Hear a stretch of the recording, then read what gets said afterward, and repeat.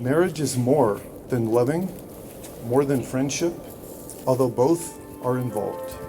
It is a blessed event which increases the worth of each party. It is a covenant with God.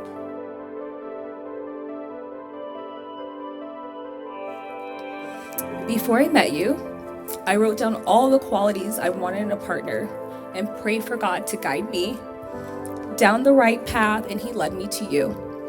Even though you're not 6 feet tall or foreign, I think God did a great job at focusing on the qualities that matter the most.